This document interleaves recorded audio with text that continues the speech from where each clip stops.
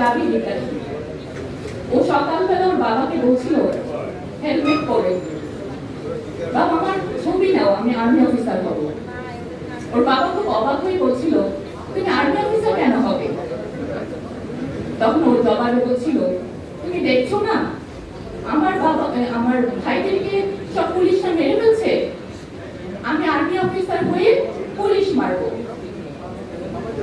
এতটুকু বাচ্চা মাত্র 6 বছরে ও উপলব্ধি করতে পেরেছিল ওর ভাইদেরকে মেরে ফেলা হচ্ছে, অন্যায় হচ্ছে দেশে।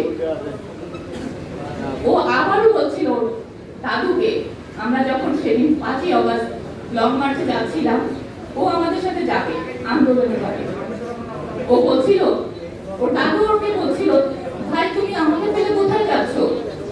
ও তখন ওর দাদুকে জবাব দিচ্ছিল দাদু তুমি চিন্তা করো না, আমি একটা পুলিশ মেরেই চলে আসবো। সেই উপলব্ধি ও ঠিকই লং মার্চে যায় আমাদের সবার সাথে এবং ফেরত আসে লাস্ট হয়ে। ও শাহাদাত বরণ করে সেই দিন 5ই অগস্ট। আমার উপলব্ধি হলো ওই ছোট্ট বাচ্চা সেদিন কেন বলেছিল পুলিশ মারতে যাবে সে, কারণ সেদিন অন্যায় করছিল আমাদের পুলিশরা। আমাদের পুলিশ আমাদের বাচ্চাদের উপরে নির্বিচারে গুলি চালিয়েছিল, পাখির মতো মেরে ফেলছিল আমাদের বাচ্চাদের, যেটা আমরা আমাদের মারা আমরা কেউ সেটা নিতে পারছিলাম না। যার জন্য আমরা সকালবেলা সেদিন নাহিদ ইসলামের ডাকে লং মার্চে জয়েন করি এবং সেটা যখন দুপুরের দিকে বিজয় মিছিলে পরিণত হয়, আমরা বিজয় মিছিলে সেদিন আমরা সে উপলব্ধি করেছিলাম যে এত মানুষ সেই দিন সেই সময় রাস্তায় ছিল যারা কিনা মুক্তিকামী ছিল। তাদের এই মানুষদের ইয়েতে মানে সমাবেশে আপনার রাস্তা দেখা যাচ্ছিল না। তার মানে কি আমরা সবাই তখন মুক্তি চাচ্ছিলাম। আদৌ কি আমরা মুক্তি পেয়েছি? আজকে 2 বছর হয়ে গেল জাতির নেই।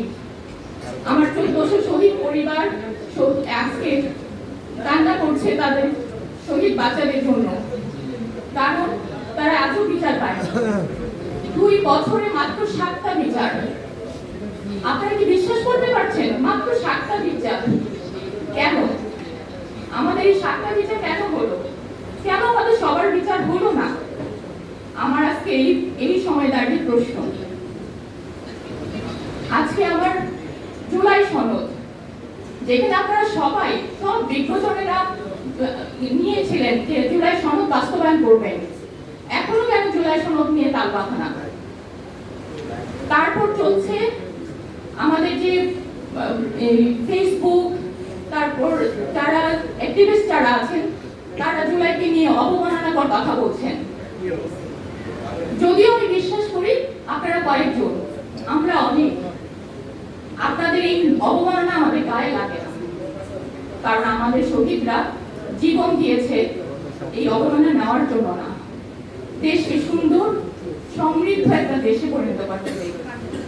আমাদের এই বিজ্ঞজনেরা যারা মন্তব্য করেছেন, যারা আলোচনা করেছেন, আমি মনে করি সবই আমরা আমাদের দেশের স্বার্থে, দেশের জন্য সবার কাছে আমি চেষ্টা করব সবাই যেন আমাদের এই দেশকে ভালোবাসার দেশকে সবার আগে নিয়ে যান।